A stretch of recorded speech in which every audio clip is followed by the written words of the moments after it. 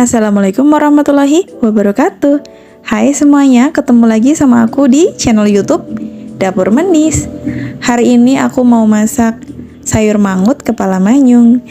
Ini salah satu makanan yang sedikit unik dan juga tidak semua orang bisa tawar ya teman-teman.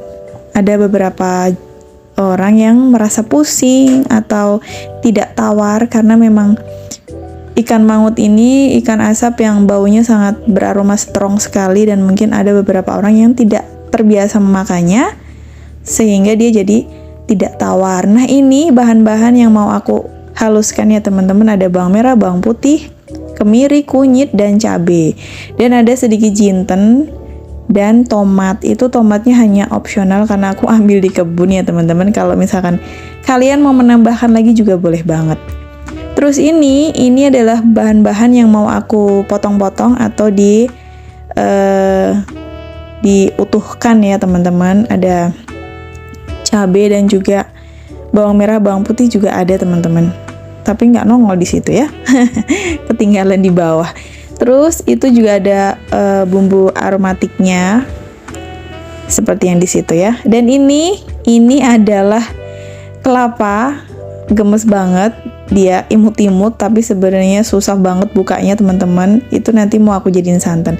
Dan ini aku berikan sedikit pete supaya lebih mantep aja. Tapi kadang tidak semua orang menyukai pete, jadi boleh banget di skip ya teman-teman. Ini adalah perjuangan aku untuk memecah belah dia untuk aku jadiin santan ya teman-teman. Nah, ini sudah terbelah dengan penuh perjuangan. Dan ini jenis kelapanya itu aku ambil yang tidak terlalu tua dan tidak muda ya teman-teman. Jadi yang sedang-sedang saja. Kalau sudah dicuci dan itu potongannya, mohon maaf ya, potongannya emang amburadul kayak gitu karena itu benar-benar penuh dengan perjuangan teman-teman.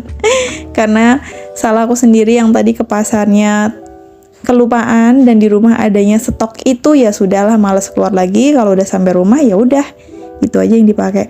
Kalau sudah, kita potong-potong dulu kecil-kecil karena nanti mau aku blender supaya bisa mudah ketika dihaluskan atau di blendernya. Jadi harus dipotong-potong dulu. Dipotong-potong seperti ini. Bisa kalau lebih sabar lagi bisa lebih kecil lagi ya teman-teman. Tapi itu sudah cukup sabar aku ya karena satu butir itu lumayan banyak sekali dan cukup keras. Kalau sudah dipotong-potong, langsung dicuci dan jadinya seperti ini. Kalau sudah seperti ini, siap untuk di blender ya teman-teman. Dan ini untuk blendernya aku nggak sekali, tapi ada 2 kali untuk ekstrak yang kental ya teman-teman. Jadi santan kentalnya aku blender 2 kali. Terus nanti aku blender lagi untuk santan cairnya atau beningnya. Untuk tambahannya aja teman-teman. Nah, kita blender semuanya, kemudian kita saring, diperes-peres, diambil sari patinya yang paling kental. Karena ini termasuk makanan bersantan, jadi harus menggunakan santan yang alami dan juga santan yang kental. Sebenarnya nggak ada masalah kalau misalkan mau pakai santan yang instan seperti santan kara atau sasa atau apalah itu ya teman-teman, bebaskan aja. Karena kali ini nggak tahu, aku pengen pakai santan yang asli jadi aku berupaya. Kalau sudah, kita potong-potong tempe untuk tambahannya. Dan tempenya juga bisa ditambahi ya teman-teman, tidak harus 1 papan, bisa 2 papan, 3 papan, sesuaikan dengan selera masing-masing.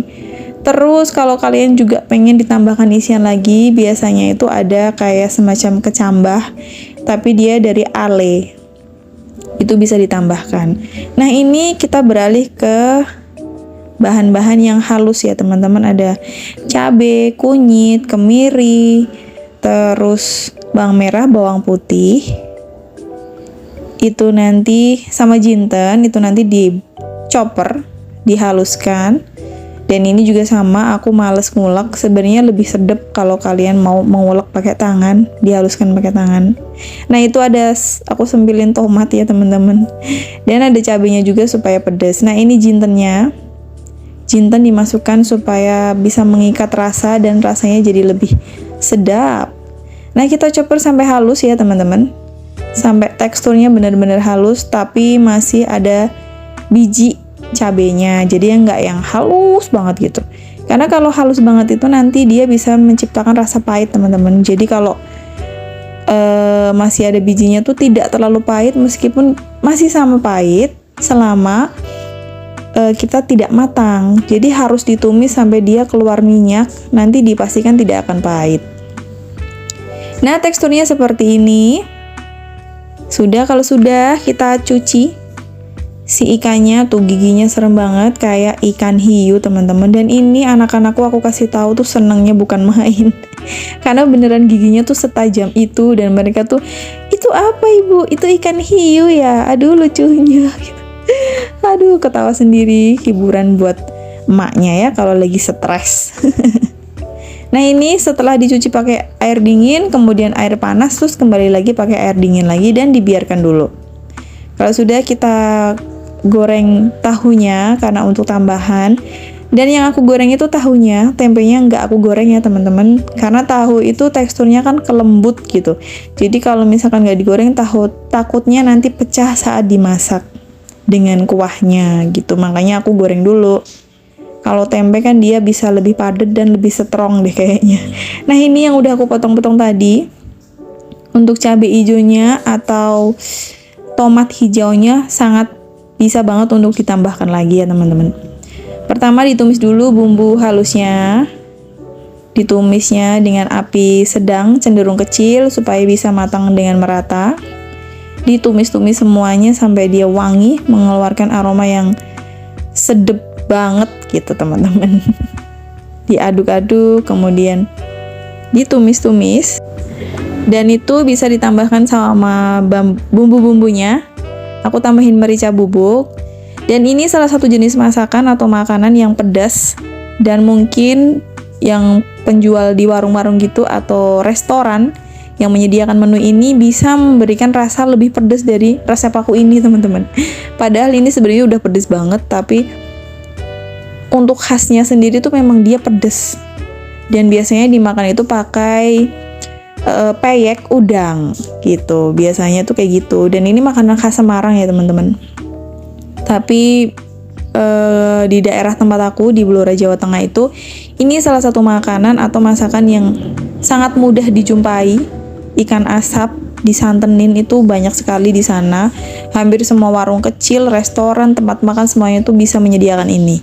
Nah, ini setelah tadi bumbu halusnya layu, kemudian masak. Nah, tadi kita masukkan bumbu-bumbu yang sudah kita potong-potong tadi setelah bumbu halusnya itu layu ya. Kemudian disusul sama tempe dan juga petenya. Ikut digongso-gongso seperti itu. Kalau sudah bisa kita masukkan ikannya atau kepala manyungnya, ikan asap.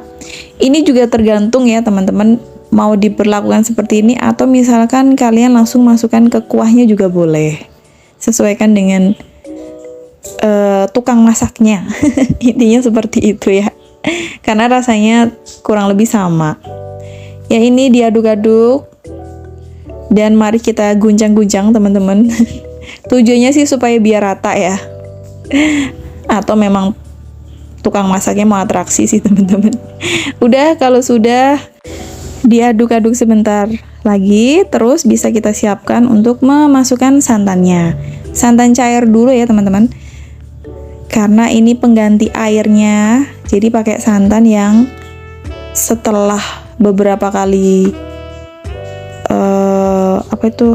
pemerasan. Beberapa kali diperas ya. Ini kita sulap untuk pindah tempat karena tidak muat. Tara, sudah pindah ke panci. Nah, seperti ini ikannya sudah mulai berenang teman-teman. Di situ ada kepala manyung, aku pakai 3 kepala manyung. Nah, itu dimasukkan bahan dasarnya, ada garam, penyedap rasa, bisa ditambahkan micin, kemudian gula. Terus bisa kalau perlu ditambahkan merica bubuk lagi ya teman-teman, kalau dirasa kurang. Yang penting itu dicobain kalau masak ya. Kalau sudah, nah ini aku tambahin lagi garam. Dan juga sedikit gula merah.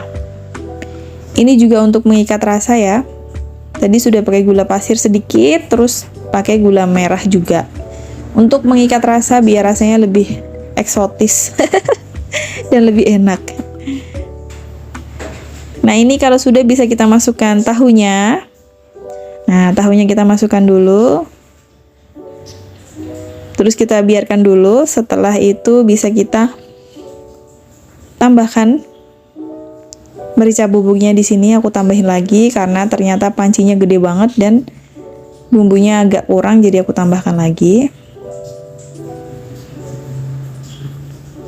Nah, jangan lupa ditutup. Setelah itu kita buka. Kita masukkan santan kentalnya pada saat sudah mendidih ya teman-teman, atau sudah matang. Kita masukkan santan kentalnya karena santan kental ini tidak usah lama-lama, yang penting nanti dia mendidih langsung dimatiin aja. Nah, ini aduh sedep banget kan teman-teman, kelihatannya sangat berempah, dan itu ikannya sudah matang.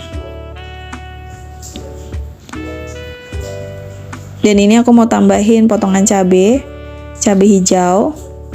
Sebenarnya tadi untuk penggunaan cabai potong-potongnya sebenarnya masih kurang ya teman-teman. Tapi nggak apa-apa, itu sudah cukup pedas ketika aku cobain. Jangan lupa ditutup lagi. Dan ini sudah meletup-letup, artinya dia sudah siap untuk dieksekusi atau diselesaikan. Nah, ini videonya, semoga ini bisa jadi inspirasi untuk kalian semuanya ya. Dan ini masaknya super gampang sekali ya teman-teman.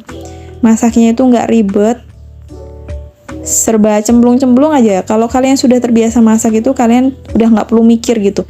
Ini garamnya seberapa, gulanya seberapa, kemudian micinnya pakainya seberapa, itu udah nggak mikir lagi. Jadi semuanya serba cemplung-cemplung. Karena ketika kita tidak bisa merasakan atau mendapatkan tekstur rasa yang pas, kita akan otomatis menambahkan sesuai dengan kekurangannya itu tadi, teman-teman. Jadi segala sesuatu itu berawal dari kebiasaan. Jadi kalau kita mau memulai kebiasaan yang baru, ya kita harus membiasakannya, gitu. Nah, ini sudah menuju final, udah mau selesai. Udah siap untuk di plating, dan ini asapnya luar biasa teman-teman, banyak sekali karena dia udah mateng, jadi ngebul ya. Ini udah aku matiin dan siap untuk dieksekusi. Ini aku tambahkan bawang goreng. Oke, terima kasih. Semoga videonya menginspirasi. Sampai ketemu di video selanjutnya. Wassalamualaikum warahmatullahi wabarakatuh. Dah.